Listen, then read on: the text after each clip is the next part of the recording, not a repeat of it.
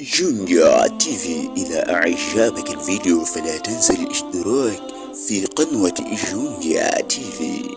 Mwanadamu anatakiwa afanye mema, ili mradi ule wema wake ambao anaufanya iwe ni kizuizi cha moto ambao Allah tabaraka wa taala amemwandalia mwanadamu huyo kwa hukumu ya kumuingiza motoni.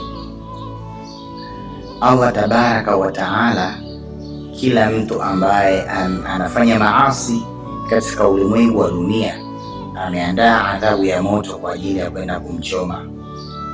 Sasa kitu ambacho kitakufanya wewe uziwie moto huo ni kufanya mema na kujiepusha na mabaya. Kufanya mema, kufuata maamrisho ya Allah tabaraka wa taala kwa namna ambayo mwanadamu ana uwezo, lakini kuyaacha mabaya yote ambayo Mwenyezi Mungu ameyakataza. Hapo kwa kawaida ambazo mwanadamu anao uwezo baadhi ya vitu akasamehewa. Utanielewa? Tunaposema mwanadamu anatakiwa afanye yote ambayo Allah amemwamrisha, lakini kwa kile ambacho anakiweza. Kuna baadhi ya mambo Allah ameamrisha wanadamu wote hawayawezi. Ukichukua mfano kama zaka, si kila mwanadamu ambaye ameamrishwa atoe zaka anaweza kutoa zaka.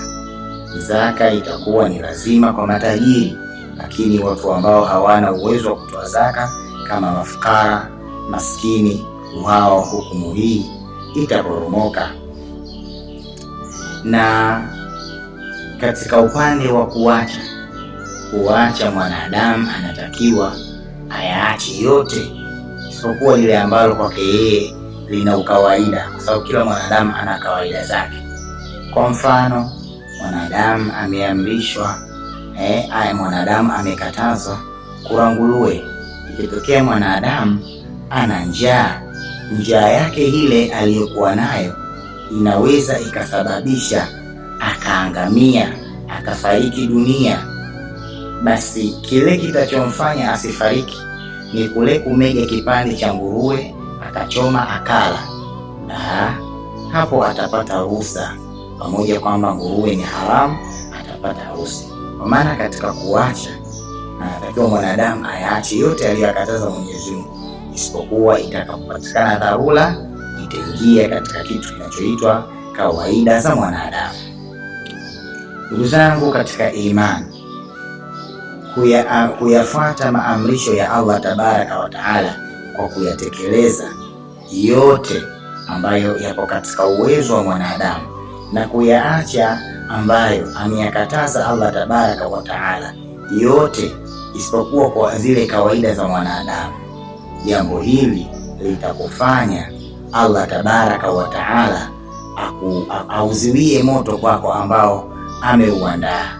Na mifano mingi Allah tabaraka wa taala katika Qur'ani ameisema, lakini pia vile vile akaandaa sehemu ambazo atakulipa wewe, ziko huko peponi, kwa ajili tu ya kukushukuru wewe, kwa sababu hata Allah tabaraka wa taala ana huruma na waja wake ambao yeye wanampenda.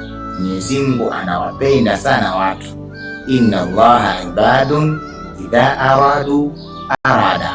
Mwenyezi Mungu anao waja wakitaka jambo lao na yeye anataka.